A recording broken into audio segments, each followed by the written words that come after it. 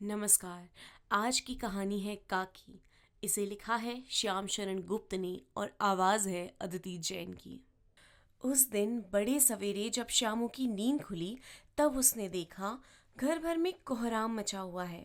उसकी काकी उमा एक कंबल पर नीचे से ऊपर तक एक कपड़ा ओढ़े हुए भूमि शयन कर रही है और घर के सब लोग उसे घेर कर बड़े करुण स्वर में विलाप कर रहे हैं।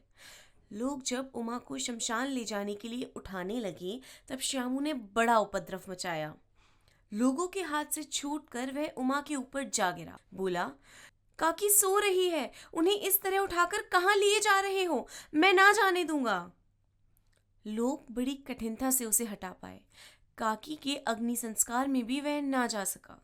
एक दासी राम राम करके उसे घर पर ही संभाले रही। यद्यपि बुद्धिमान गुरुजनों ने उन्हें विश्वास दिलाया कि उसकी काकी उसके मामा के यहाँ गई है, परंतु असत्य के आवरण में सत्य बहुत समय तक छिपा ना रह सका।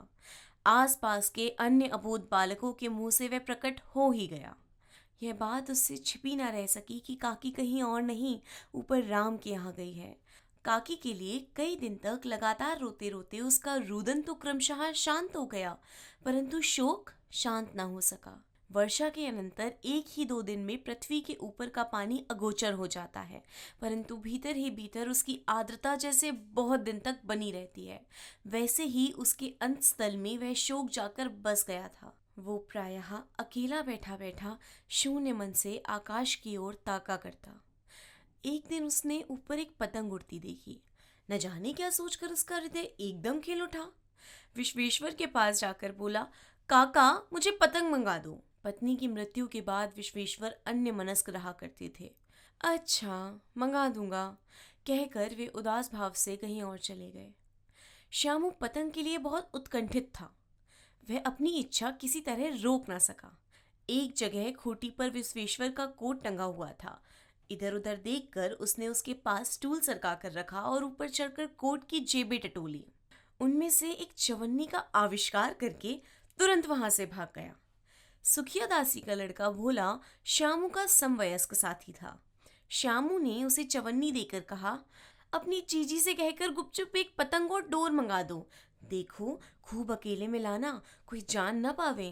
पतंग आई, एक अंधेरे घर में उसमें डोर बांधी जाने लगी। श्यामू ने धीरे से कहा, भोला किसी से ना कहो तो एक बात कहूं? भोला ने सर हिलाकर कहा, नहीं किसी से नहीं कहूंगा। श्यामू ने रहस्य खोला। कहा, मैं यह पतंग ऊपर राम के यहाँ भेजूंगा। इसे पकड़कर काकी नीचे उतरेंगी। मैं लिखना नहीं जानता, नहीं तो इस पर उनका नाम लिख देता। भोला श्यामू से अधिक समझदार था। उसने कहा, बात तो बड़ी अच्छी सोची, परंतु एक कठिनता है। यह डोर पतली है, इसे पकड़कर काकी उतर नहीं सकती। इसके टूट जाने का डर है। पतंग में मोटी रस्सी हो तो सब ठीक हो जाए।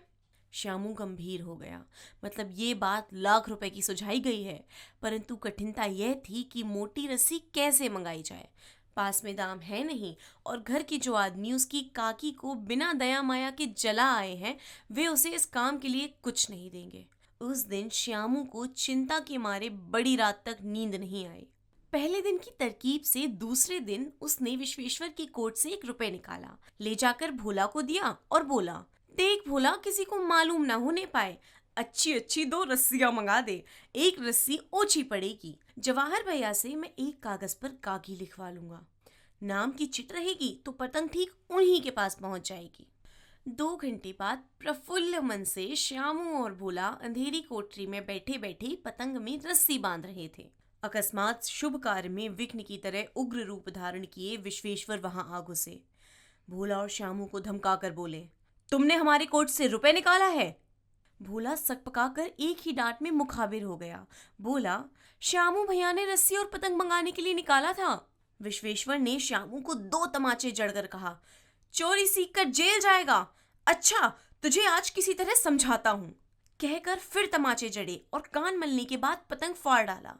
अब रस्सियों की ओर देखकर पूछा, ये किसने मंगाई? भोला ने कहा, इन्होंने मंगवाई थी। कहते थे इससे पतंग तानकर काकी को राम के यहाँ से नीचे उतारेंगे। विश्वेश्वर हतबुद्धि होकर वहीं खड़े रह गए। उन्होंने फटी हुई पतंग उठाकर देखी। उस पर चिपके हुए कागज पर लिखा हुआ था, काकी।